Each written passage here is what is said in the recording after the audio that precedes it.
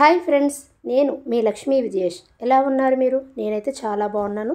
మీరు కూడా బాగుండాలని కోరుకుంటున్నాను. ఈరోజు అయితే జంతికలతో మీ ముందుకు వచ్చేసానండి. దానికోసం నేను బియ్యం అయితే శుభ్రంగా వాష్ చేసుకుని ఆరబెట్టుకున్నాను. కేజీ రేషన్ బియ్యం తీసుకుని నేను ఆరబెట్టుకున్నాను. దానిలో ఒక పావు కిలో వేపుడు శనగపప్పు తీసుకుంటున్నాను. దీన్ని మనం మిల్లాడించేసుకుందాము. ఇలా మెత్తగా పిండిలాగా వస్తుంది. జంతికల కంటే వాళ్ళే వాడేస్తారు. అయితే దీన్ని ఒక కేజీ పిండి అయితే తీసుకున్నాను. మనం కేజీ పిండి ఆడిస్తే మనకి ఎక్కువే వస్తుంది. కేజీన్నర 2 కేజీస్ దగ్గరగా వస్తుంది. నేను కేజీ పిండి అయితే తీసుకుని టేస్ట్కి సరిపడా సాల్ట్ అండ్ కారం, మనం వాము ఎక్కువ ఇష్టపడే వాళ్ళు 2 స్పూన్స్ వేసుకోండి. మనకి తక్కువ కావాలి అనుకుంటే 1 స్పూన్ వేసుకోండి. నేనైతే 2 స్పూన్స్ వేసాను. ఫ్లేవర్ బాగుంటుంది.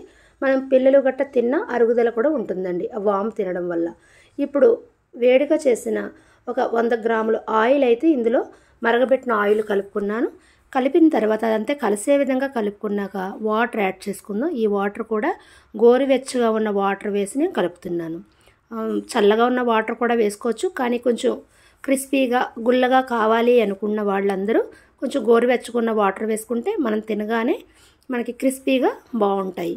ఇదిగోండి, పిండి అంతా కూడా ఈ విధంగా కలిపెట్టుకోవాలి.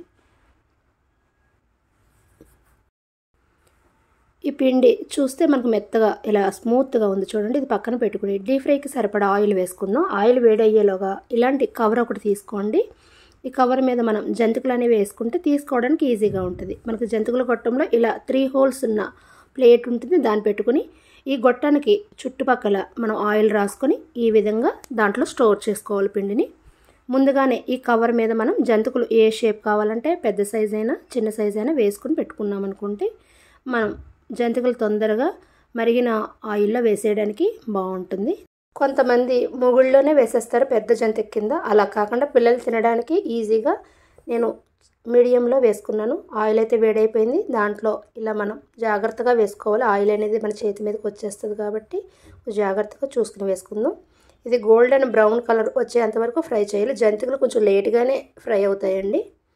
మన జంతికలు అయితే రెడీ అయిపోయినాయి. ఇవి ఇక హోల్స్ ఉన్న బుట్టలో వేసుకుంటే ఇంకేమైనా ఆయిల్ అనేది ఉంటే దాని కిందకు వచ్చేస్తుంది. మిగతా జంతికలన్నీ కూడా ఇదే విధంగా వేసేసుకుంటే మనకి జంతికలు అనేవి తొందరగా అయిపోతాయి. మనకి ఇవి ఫ్రై అయ్యేలోగా మరొక జంతికలు పిండి స్టోర్ చేసుకుని మనం కింద ఆ కవర్ మీద వేసేసుకుంటే ఇవి తీయగానే అవి వేసేయడానికి కుదురుతుంది. కొంచెం ఓపికగా వేసుకోవాలి. జంతికలు కొంచెం మనకు లేట్గా ఫ్రై అవుతాయి. మనం చూడగానే జంతికలు చూడండి ఎంత క్రిస్పీగా కనిపిస్తున్నాయో. మన జంతికలన్నీ అయిపోయినాయి కదండి. కేజీ పిండికి నాకు 50 జంతికల వరకు అవినాయండి. మనకి 1 మంత్ అంతా నిల్వ ఉంటుంది ఫ్రెష్గా. అయితే ఈ జంతికలు ఎలా వచ్చాయో ఒక జంతిక ఏరిసి చూద్దాము. చూడండి ఎంత క్రిస్పీగా ఎంత సౌండ్ వస్తున్నాయో.